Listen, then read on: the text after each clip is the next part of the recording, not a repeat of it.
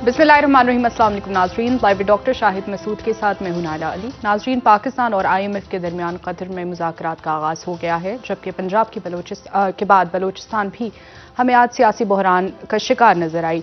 वज़ीर आला बलोचिस्तान के खिलाफ तहरीक अदम एतमाद जमा करा दी गई है। दूसरी जानब तहरीक इंसाफ ने गुजरांवाला में अवामी पावर शो का मुजाहरा किया, जिसमें साबिक़ वज़ीर आज़म इमरान खान साहब ने एक मरतबा फिर मुत्तहिदा हुकूमत पर शदीद तनकीद की। समेत दिन भर जो अहम मौज़ूआत रहे उन पर बात करेंगे। हमारे साथ मौजूद होंगे डॉक्टर शाहिद मसूद। अस्सलाम वालेकुम डॉक्टर साहब। वालेकुम जी, आपको भी नजर। सर, इमरान खान साहब का गुजरांवाला में सियासी पावर शो और हुकूमत को आईनी, मुआशी और सियासी बहरानों का इस वक्त सामना है। क्या समझ रहे हैं सियासी मंजरनामा आने वाले दिनों में क्या होगा, और क्या हुकूमत के पास इन तमाम बहरानों से निपटने के लिए कोई ऑप्शन या कोई हिकमत अमली मौजूद है? जी, बदकिस्मती से पाकिस्तान इस वक्त एक मुकम्मल अनारकी, केओस, अफरा तफरी, तवाइफल मलूकी जिसको कहा जाए, और किसकी हुकूमत है, कौन ऑर्डर्स दे रहा है, कौन उन पे इम्प्लीमेंटेशन करवा रहा है। पाकिस्तान जो है वो अमली तौर पे एक तरह से पैरालिसिस का शिकार में नज़र आता है। और फैसला साजी की कुव्वत किसके पास है, फैसले कर कौन रहा है, फैसलों पे इम्प्लीमेंटेशन कौन करवाएगा, जो मैंने पहले बात की, वो हमें कहीं दूर दूर तक इस वक्त पाकिस्तान में बदकिस्मती से नज़र नहीं आ रहा है। परफेक्ट स्टॉर्म जिसको इंग्लिश में कहते हैं ना, उस तरफ हम बढ़ रहे हैं। और इसमें अगले 24 घंटे कल के और फिर 48 घंटे परसों, यानी 2 दिन के बाद, 48 घंटों के बाद, इस वक्त जब हम बात कर रहे होंगे, ज़िंदगी रही तो इमरान खान साहब इस्लामाबाद की तरफ लॉन्ग मार्च का ऐलान कर देंगे, और 2 दिन के बाद।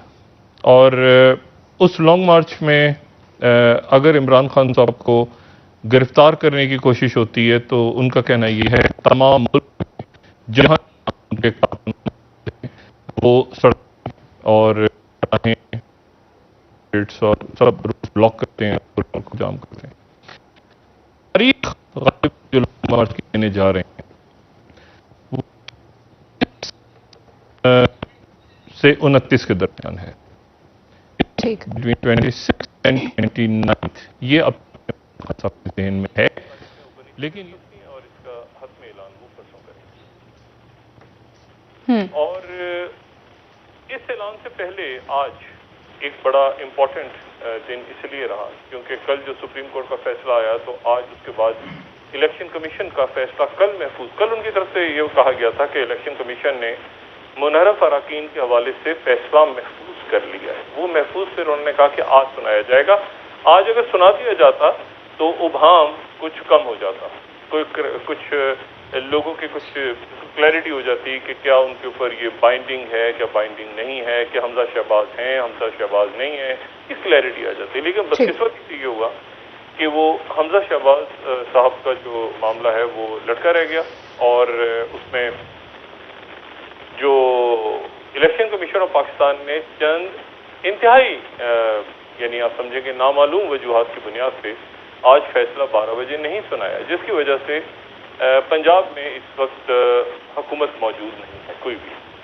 और पंजाब की जो ब्यूरोक्रेसी है वो किसी की बात नहीं सुन रही। कोई कह रहा है कि वो हमजा शहबाज साहब की बात सुन रही है, कोई कह रहे हैं, यानी ब्यूरोक्रेसी तो जाहिर है बात तो यानी फैसले हो रहे हैं, वो जाहिर है कि ये तो नहीं कि ना कह रहे हैं, लेकिन वो साथ इसलिए डरे भी हुए हैं क्योंकि हाई कोर्ट में कल पिटीशन दायर हो रही है तहरीक इंसाफ की जानिब से, और उसमें इन तमाम ट्रांसफर पोस्टिंग्स को चैलेंज किया जा रहा है।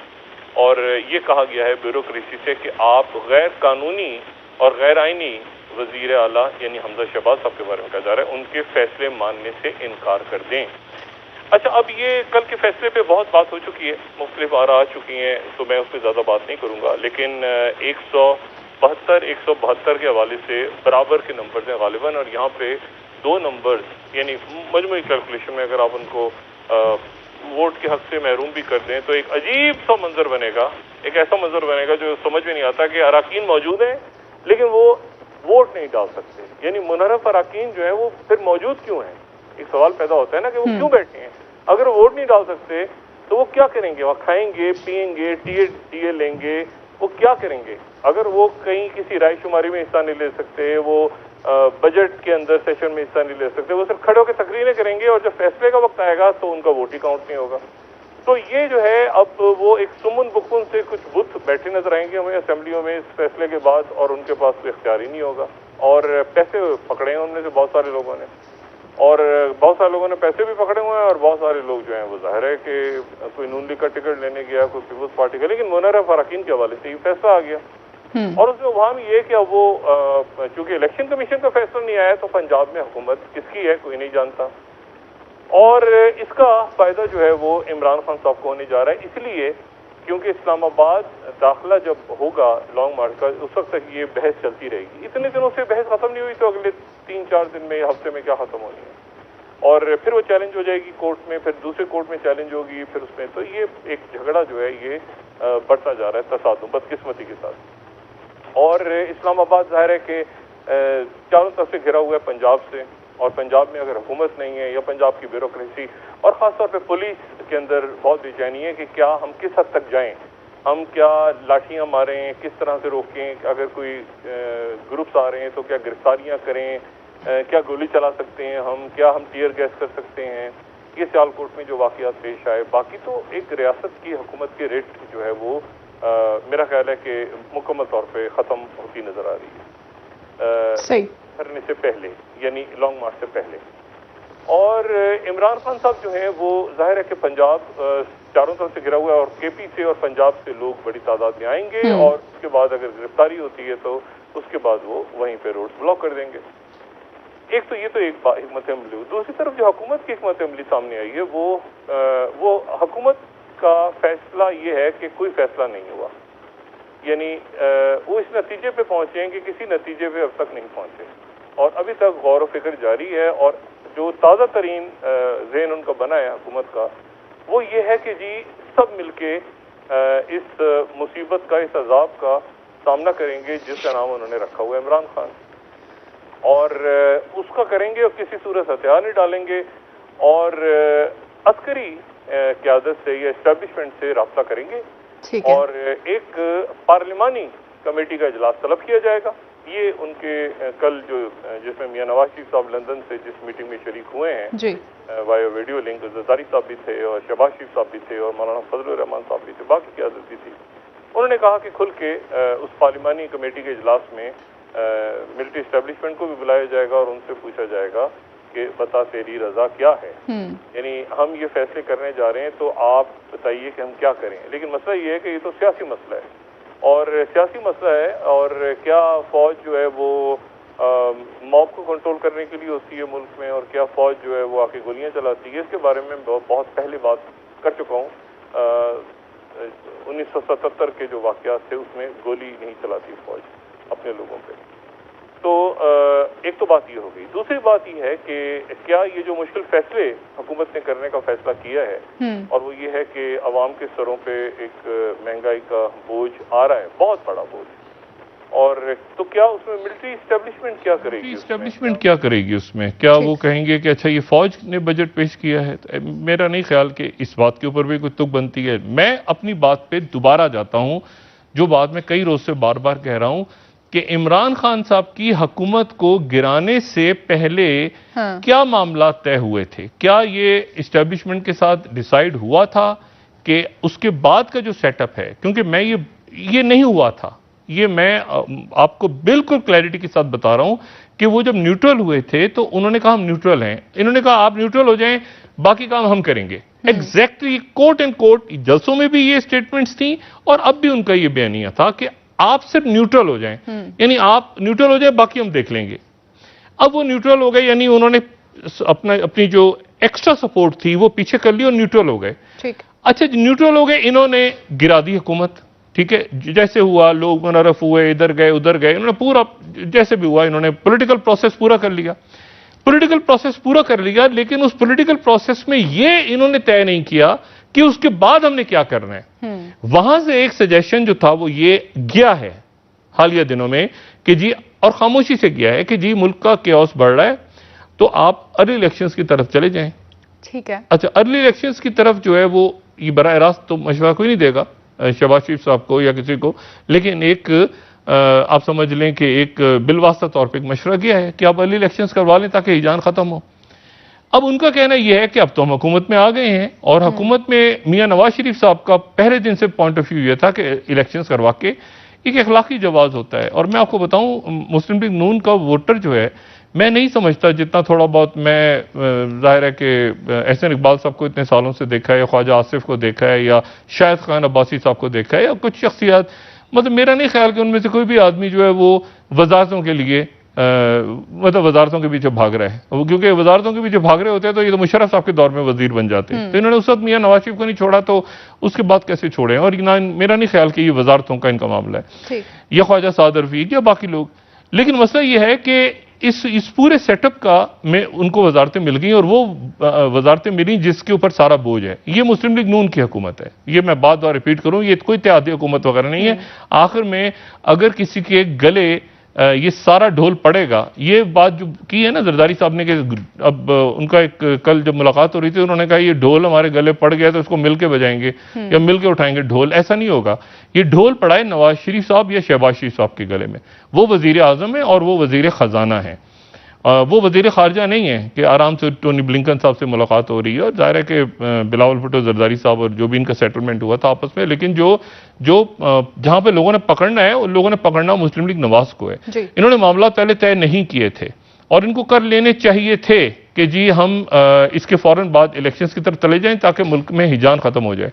इन्होंने बैठ के पहले ये तय किया कि हम इस्लाहात करवाएंगे। अब इंतखाबी इस्लाहात क्या होनी है? इंतखाबी इस्लाहात क्या होंगी? वो ये होंगी कि जी उसमें केसेस खत्म हो जाएंगे, उसमें से ऐसा नहीं होगा। मार्क माय वर्ड्स, ऐसा नहीं होगा।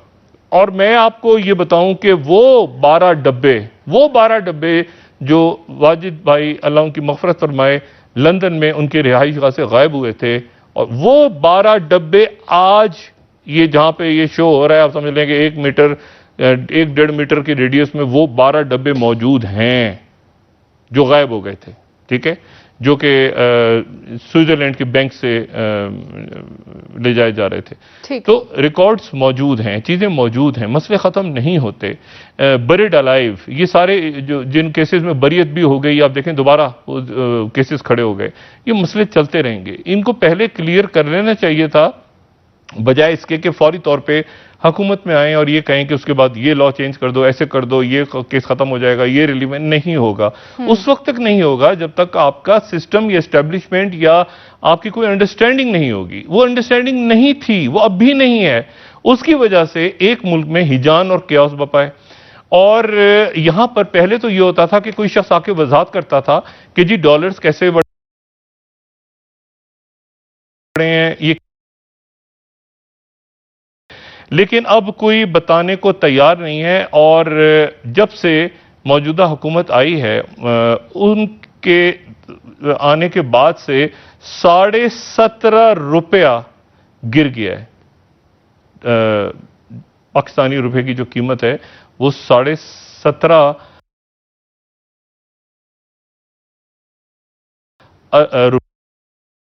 फिर कर्जे डॉलर्स में वापस करने हैं। तो ये जब हमारा रुपया पहले मैं 60 रुपए या 70 रुपए में एक डॉलर लेके उनको वापस करता था, मैंने उनसे कर्जा लिया था जब 60 रुपए का था डॉलर, और जब वापस करूंगा तो मैं 200-250 रुपए यहां से देख के और फिर एक डॉलर में वापस करूंगा। आज पाकिस्तान का हर शहरी, हर बच्चा, हर बूढ़ा, हर खातून, हर नौजवान 2,46,45 हज़ार का कर्जा उसके सर पे पड़ चुका है।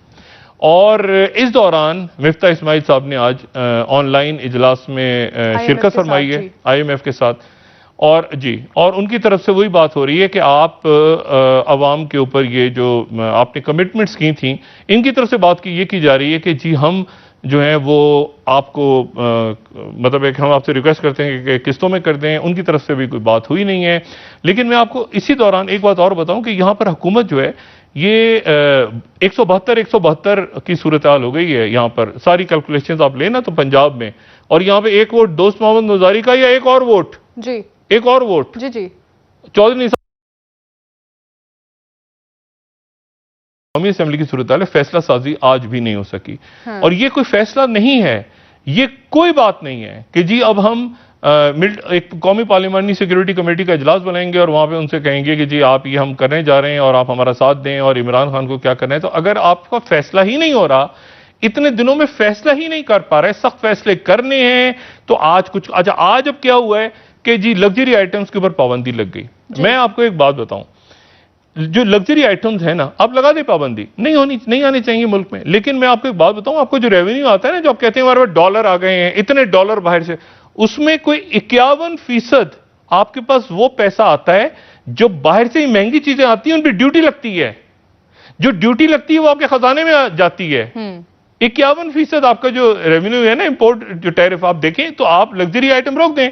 आप कह दें कि बाहर से गाड़ियां नहीं आएंगी, ठीक है, आप कह दें बाहर से मेकअप आप कर दें, लेकिन मैंने आई रिपीट, उस पे जो ड्यूटी लगती है वो ड्यूटी उस आपके खजाने में ऐड होती है। जी सर, ठीक है। तो आप जब बाहर से चीजें नहीं मंगाएंगे तो ड्यूटीज भी आपके पास वो जो टैक्स लगता है, जो ड्यूटीज लगती हैं, जो आपके खजाने में जाता है पैसा, जो रेवेन्यू इकट्ठा, आप कहते हैं ना हमारे गैर मुल्की डॉलर जितने आए सारे, तो कहां से आते हैं? वो सारे रेमिटेंसेज नहीं होती, वो ये ड्यूटीज भी होती हैं जो लोग सामान लेकर आ जाते हैं अपने साथ, कोई अपने साथ।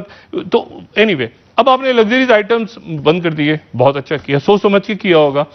दूसरी बात यह है कि आप आज श्रीलंका, मैं श्रीलंका को डिस्कस कर रहा हूं एक अरसे से, और अब मुझे जरा कभी कभी दुख भी होता है और कभी कभी इसके ऊपर ताज्जुब भी होता है कि अब पाकिस्तान में श्रीलंका डिस्कस हो रहा है। लेकिन मैं आपको बताऊं कि आज श्रीलंका में बदकिस्मती के साथ वहां पर ऑयल खत्म हो गया है और पेट्रोल खत्म हो गया है, और वहां पर उन्होंने ये कहा है कि जी एक शिप खड़ी है और वो इंतहाई अफसोसनाक मनाजिर हैं। वो मेरे पास पिक्चर्स नहीं है इस वक्त, लेकिन हम कोशिश करेंगे कल दिखाएं। जो उनकी कोलंबो की बंदरगाह है उससे कुछ फासले पे जहाज़ खड़ा हुआ है और जहाज़ के अंदर पेट्रोल मौजूद है, और उनके जो प्राइम मिनिस्टर हैं उन्होंने कहा है कि जी हमारे पास पैसे नहीं हैं, लेकिन हम ये पेट्रोल, हम उम्मीद करते हैं इस बात की कि कोई ना कोई हमें पैसे दे देगा, कोई ना कोई मुल्क हमें पैसे देगा, और उसके नतीजे में हम ये पेमेंट करके और ये पेट्रोल अगले 24-48 घंटों में ले सकेंगे। लेकिन उन्होंने उम्मीद दिलाई अपने अवाम से और कहा है कि आप पेट्रोल पंप तक ना जाएं, क्योंकि पेट्रोल पंप्स के ऊपर 4-4 मील की तवील कतारें खड़ी थीं। तो आज उन्होंने अनाउंस किया है कि पेट्रोल पंप्स के बाहर कतारें बंद कर दी जाएं, क्योंकि पेट्रोल मुल्क में ख़त्म हो गया है। पेट्रोल मुल्क में ख़त्म होने का मतलब ये है कि मुल्क का बड़ा हिस्सा तारीकी में डूबा हुआ है और साथ ही इंडस्ट्रीज़ बंद हो गई हैं, और वो एक्सपेक्ट कर रहे हैं कि उनको वर्ल्ड बैंक या कोई दूसरा मुल्क इतने पैसे दे के कम से कम वो एक जो शिपमेंट वहां पहुंची है, एक शिपमेंट इससे पहले भी आई थी, आपको याद होगा फरवरी में। सर बिल्कुल, वापस और वो शिपमेंट चली गई थी क्योंकि वो कार्गो जहाज आया था, एक शिपमेंट आई थी जनवरी में मेरे ख्याल से, नहीं जो बाय सी, और उस वक्त वो ये दूसरी शिपमेंट है जिसके पैसे नहीं है उनके पास। और वहां पर अब सवाल ये है कि अगर कोई भी मुल्क की शिपमेंट देता है तो दूसरी ये कितने दिन चलेगी? इस पे तो बल्कि यहां तक हो रहा है कि जैसे ही जहाज लंगन अंदाज हो, ऐसा ना लोग धावा बोल दें और वहीं पे जहाज को ही में जो है पेट्रोल छीनने की कोशिश करें या ले जाने की कोशिश करें और वहां पे राइड शुरू हो जाए। तो वहां पे फौज वगैरह खड़ी है। बहरहाल मैं आपको सिर्फ ये बता रहा हूं, देखें कुछ चीजें ऐसी होती हैं जो कि आप अचानक आ जाती हैं, नेचुरल डिजास्टर्स होते हैं, कुछ चीजें ऐसी होती हैं आपको इल्म होता है। डॉलर नीचे, रुपया बेकदर हो गया, बिल्कुल बेकदर होता जा रहा है, और आपके जो अकाबरीन हैं वो इस बात पे तय नहीं कर पा रहे कि जी मतलब कैसे आगे जाना है, मईशत का क्या बनेगा। देखिए एक जगह एक पॉइंट क्रॉस हो जाता है ना, रेड लाइन तो मेरे ख्याल से बहुत पहले क्रॉस हो चुकी है। ये उसके बाद चीजों को वापस नहीं ला सकते। आप श्रीलंका के मिसाल दे रहे हैं, लेकिन इस वक्त जो हुकूमत को फैसले करने चाहिए, आईएमएफ के साथ मुज़ाकरात तो कर रही है हुकूमत, लेकिन जो सख्त फैसले बाद में अगर हुकूमत ने करने हैं, अगर वो अभी कर ले, तो क्या आप समझते हैं कि आवाम के लिए आने वाले दिनों में परेशानियां दूर हो सकती हैं या कोई मुश्किलात में कमी आ सकती है? नहीं देखें, सख्त मुझे तो ये समझ नहीं आ रहा। पहले तो देखें सख्त फैसले तो वो है ना कि आपने उनके साथ कमिटमेंट्स की हुई हैं कि हमने सब्सिडीज खत्म कर रही हैं, उसको तो आप रखें ना एक तरफ। ये मुझे बताएं कि ये डॉलर आप क्या उनको क्या मैसेज दे रहे हैं कि जी स्टेट बैंक जो है वो खुद मुख्तार हो चुका है, हमने कमिट किया हुआ था, इसलिए स्टेट बैंक के पास जो है वो डॉलर और रुपए का रेट है, हम कुछ कह नहीं सकते। स्टेट बैंक के वाइसराय तो चले गए हैं, या पता नहीं कौन स्टेट बैंक को संभाल रहा है। तो मतलब आईएमएफ को हम के नाराज ना हो जाए आईएमएफ, तो हमने रुपया जाए जहन्नुम में, हमने बात भी नहीं बतानी लोगों को किसी ने आके कि भाई ये रुपया किस तरह, आप याद करें एक दौर में इसहाक डार साहब और शेख रशीद साहब, और 1 रुपया 2 रुपया ऊपर नीचे होता था तो एक हंगामा, एक जनाब प्रेस कॉन्फ्रेंस होती थी, वजाहतें होती थी। इस वक्त ऐसा लगता है कि सारे अवाम को छोड़ के भाग गए हैं लोग, कोई जवाब देने वाला नहीं है। वे लोग किसके पास जाएं? स्टॉक मार्केट रो रही है, उधर कारोबारी शख्सियात रो रहे हैं, उधर वो आपके पास जो है वो डॉलर्स 205 206 का डॉलर आज ओपन मार्केट 202 तक गया, उसके बाद वो जो है वो 200 गायब हो गया, मतलब डॉलर्स गायब होने शुरू हो गए। अच्छा इशू, और ये आपकी देखें, अगर आप कि ये सूरत हाल डेवलप होती है ना कि आपने बाहर से इंपोर्ट ही नहीं करनी, लग्जरी आइटम्स, मतलब कि गाड़ियों के ऑर्डर्स दिए हुए हैं ये तो मतलब उसका दूसरा पहलू भी जहन में रखें। जो मैंने आपसे कहा है ना कि जो ड्यूटीज लगती हैं उनके ऊपर, बहुत ज्यादा ड्यूटी, अगर आप एक लग्जरी कार मंगाते हैं बहुत ड्यूटी लगती है उस पर, वो बहुत सारी ड्यूटी फिर आपके खजाने में जाती है, फिर आप कहते हैं ये बहुत सारा पैसा हमारे पास बाहर से हासिल हो गया रेवेन्यू, वो तो फौरन ही आ जाता है ना। तो अब जब आप उनको बैन करते हैं तो ये ध्यान में रखेंगे डॉलर्स तो बचा रहे हैं, लेकिन वो जो ड्यूटीज जो रेवेन्यू इकट्ठा हो रहा है अब वो भी नहीं होगा।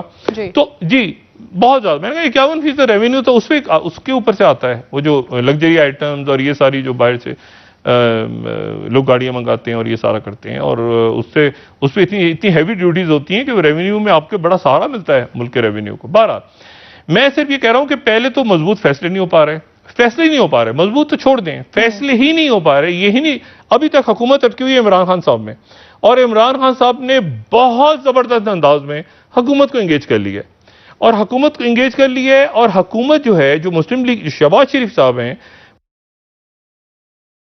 वजाहत कर देता तो शायद कोई क्लैरिटी, वो भी फैसला महफूज, और इस अफरा तफरी में वो लॉन्ग मार्च नहीं है कि आपकी इंफॉर्मेशन, डिसइंफॉर्मेशन, लोगों में मायूसी, उसके बाद ये टेररिज्म शुरू हो गया अचानक। आप देखें वो गिलगित बल्तिस्तान से भी खबर आ रही थी, कराची में जो वाकयात पेश हुए, ये हार्डकोर टेररिज्म है। अच्छा, और उसके बाद जो है वो आप खारजा पॉलिसी आपकी डिफाइन नहीं हो पा रही क्योंकि मुल्क के अंदर केओस है, बाहर के अदारों के ऊपर से दुनिया बड़े बड़े फैसले कर रही है, बड़े फैसलों की तरफ दुनिया जा रही है। फिनलैंड, स्वीडन, यानी ये फिनलैंड और स्वीडन वो मुल्क हैं जो, यानी आखिरी दफा जो जंग हुई थी स्वीडन की वो 1814 में हुई थी, उसके बाद जंग ही नहीं हुई स्वीडन की। तो स्वीडन और फिनलैंड की तो ठीक है, रशिया के साथ हुई लड़ाइयां, 2 लड़ाइयां, लेकिन वो नेटो में नहीं गए, और नेटो में थ्रू आउट कोल्ड वॉर उन्होंने डिसाइड किया कि हम नेटो का हिस्सा नहीं बनेंगे, हम क्यों एक लॉबी में जाएं।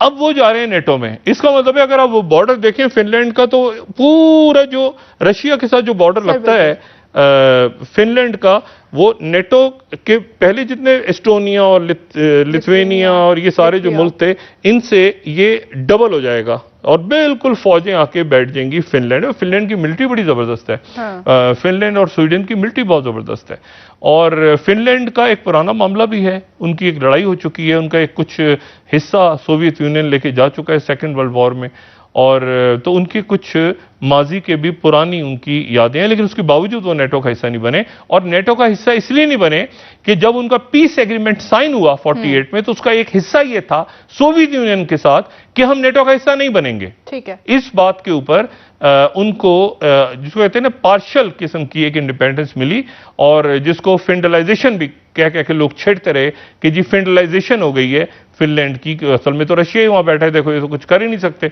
तो ये एक मुआहदे का हिस्सा था जब सोवियत यूनियन और फिनलैंड के दरमियान जंगबंदी हुई थी दूसरी जंग अजीम के बाद कि ये फिनलैंड जो है वो नेटो का हिस्सा नहीं बनेगा। फिनलैंड ने भी ऐलान कर दिया। उनकी मिलिट्री बड़ी ज़बरदस्त है, ट्रेंड है, F-35 से आ रहे जो हैं उनको अमेरिकन दे रहे हैं।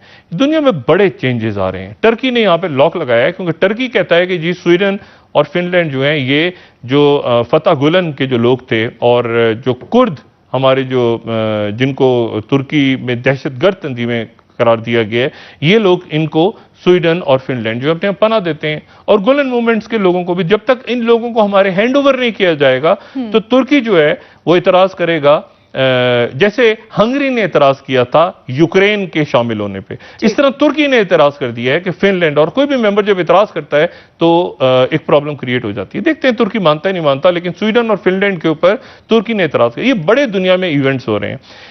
आज के दिन 18 तारीख को मैं आपको बताऊं कि बांग्लादेश भी एक माशी बहरान की तरफ बढ़ रहा है।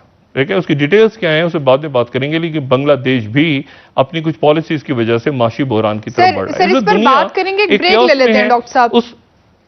जी, और मैं आपको जी वक्फा ले, मैं आपको सिर्फ ये बात बता दूं कि अगर तो इस्टेब्लिशमेंट के साथ इनके मामला तय नहीं हुए थे तो इनको इलेक्शंस में चले जाना चाहिए। सर, जो काम हफ्ते बाद होना है वो आज करें।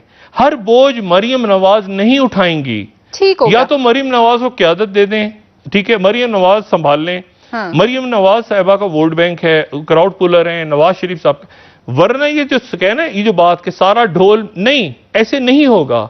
ये मुस्लिम लीग नून की गवर्नमेंट है। सही हो गया, ठीक है। या डायरेक्ट नवाज शरीफ बात करें एस्टेब्लिशमेंट से। जी नाज़रीन, एक ब्रेक ले लेते हैं, हमारे साथ रहिएगा।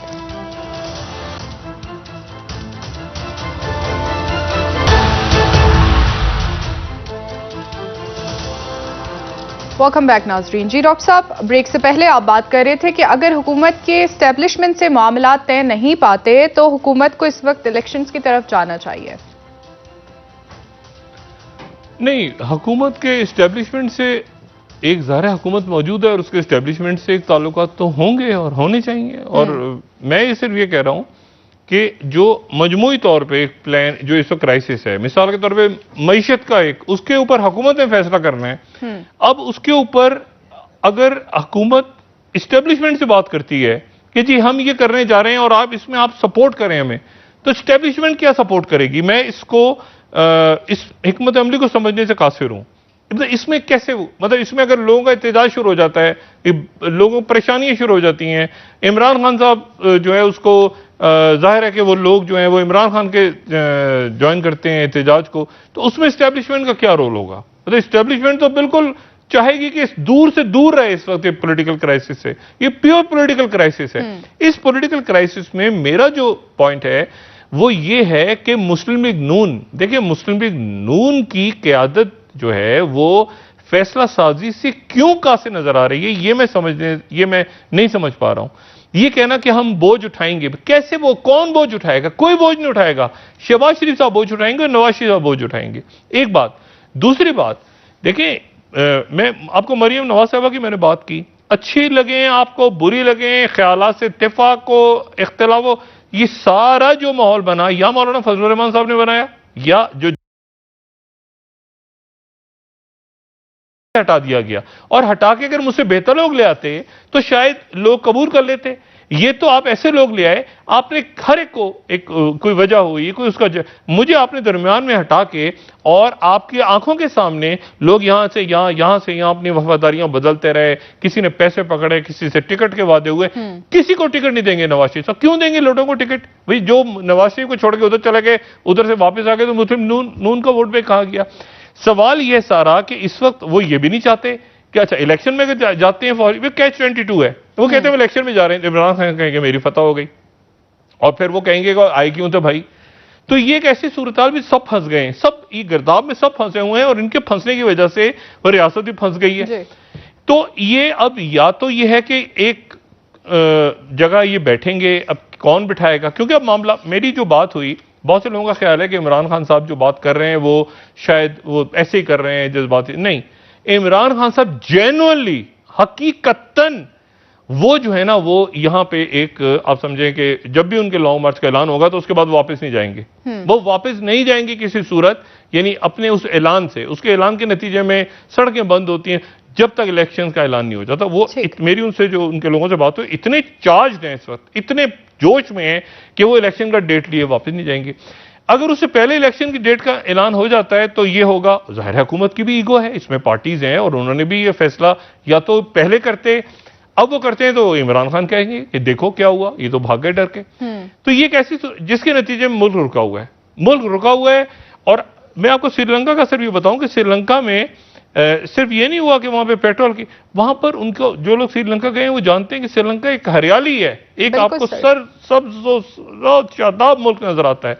वहां पे खेत हैं, वहां पे दरख्त हैं, वहां पर फसलें खराब हो गई हैं इस साल, फसलें नहीं होने जा रही क्योंकि केमिकल फर्टिलाइजर्स के लिए पैसे नहीं है। सही। पाकिस्तान में जो लग्जरी आइटम्स और ये पैसा और रुपया और ये सारा जो कुछ हो रहा है, रुपया बेकदर हो रहा है, इसके नतीजे में आपके अस्पतालों की फीसें, आपके जो इम्पोर्टेड जो कुछ चीज़ें ऐसी हैं जो हम बनाते हैं, कुछ चीज़ें ऐसी हैं जो हम नहीं बना सकते, जो नहीं बना सकते या जो बनाते भी हैं मेडिसिन, उनकी केमिकल्स बाहर से आते हैं। बहुत कुछ ऐसा है जो बाहर से आता है, जो हमें डॉलर्स में देना पड़ता है। जी। खुदारा हमें डॉलर्स में देना पड़ता है और हम जब लोगों को देते हैं तो रुपए में बेचते हैं। खुदारा इसको यहां रोकें। मतलब हम तो गुजारिश कर सकते हैं, हाथ जोड़ सकते हैं इनसे, लेकिन अगर फैसला साजी ही नहीं हो पा रही, अगर समझ ही नहीं आ रहा कि इलेक्शंस में जाना है नहीं जाना, कौन किस पेज पे है, कोई पेज है नहीं है, लोग सड़कों पे हैं, लोग बेजार हैं। अब लोगों ने यह भी पूछना छोड़ दिया कि यार बिजली कितने घंटे की लोड शेडिंग होगी, एक हैरान हो जाता है, इतने घंटे की लोड शेडिंग होगी। आप यकीन करें, ये इसी पाकिस्तान में कुछ अर्से पहले बाकायदा एक अनाउंसमेंट, उसका रीजन बयान होता था कि इतने घंटे बिजली की लोड शेडिंग होगी, उसकी ये वजह है। और खासतौर मुस्लिम लीग नून तो बहुत ही ज्यादा हसास थी इस मामले में। अब 8 घंटे हो, 10 घंटे हो जाए, 12 घंटे हो जाए, मिनिस्टर कौन है एनर्जी का मैं नहीं जानता, वापडा किसके अंडर है, के इलेक्ट्रिक को कौन देख रहा है, सारे के सारे वजारतें, हुकूमतें, ये इन लोगों की बज़ाहिर जो हमें नजर आता था हकीकतन, और खास तौर पे कुछ अर्से पहले तक दोबारा, कि ये ठोकरों में शायद वजारतें कुछ लोगों, कुछ शख्सियात की, लेकिन वो कैसे अब बैठे हैं वजारतें लेके, मैं समझने से कासिर हूं। खास तौर पर मुस्लिम लीग नून के लोग, यानी मुस्लिम लीग नून की शख्सियात, यानी उनके मुंह से रोज मैं जब सुनता हूं इमरान खान साहब को गालियां, तो मैं कहता हूं यार एक मिनट ठहर जाओ, ये बात क्यों नहीं कर रहे कि आज लोड शेडिंग की, ये इमरान खान के अंदर ये हमें क्यों नहीं बता रहे कि जी लोड शेडिंग जो है वो क्यों हो रही है, ये रुपया जो है ये क्यों बेकदर होता जा रहा है। मिफ्ता इस्माइल साहब क्यों नहीं आते इमरान खान साहब को गालियां देने के, यानी कोई आगे की बात करेंगे तो मुल्क चलेगा ना आगे।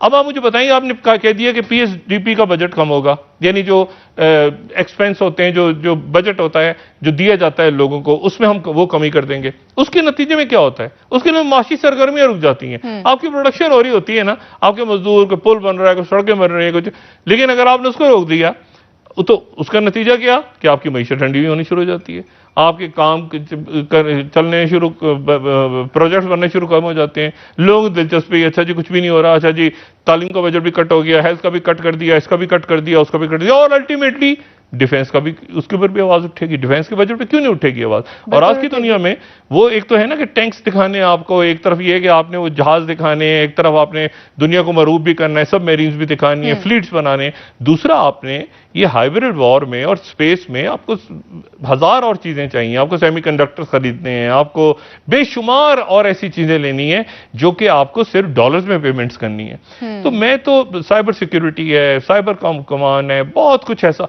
अब मैं तो इस बात पे हैरान हूं कि जैसे श्रीलंका में मैन मेड क्राइसिस था, ये पाकिस्तान में मैन मेड क्राइसिस है। तारीख कभी भी इस दौर में जो कुछ हुआ, ये और जो अब भी हो रहा है, जो अब भी हर गुजरते रोज के साथ, यानी $2.5 डॉलर जो है महंगा हो गया, इतने रुपए महंगा हो गया। ठीक है, बहुत शुक्रिया डॉक्टर साहब।